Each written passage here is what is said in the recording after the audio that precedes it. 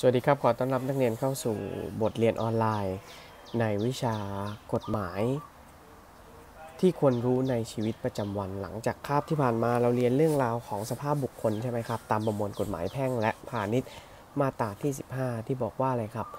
สภาพบุคคลนั้นเริ่มขึ้นก็คือตั้งแต่อะไรนะเมื่อคลอดแล้วอยู่รอดจนเป็นทารกแล้วก็สิ้นสุดลงเมื่อไหร่ครับสิ้นสุดลงเมื่อตายนะครับการตายที่เราเรียนก็จะมีการตาย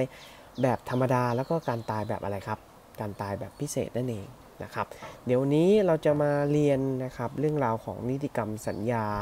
ของผู้เยาว์คนไร้คนเสมือนไร้ความสามารถนะครับรหัสของคัสที่จะเข้าไปเรียนก็คือ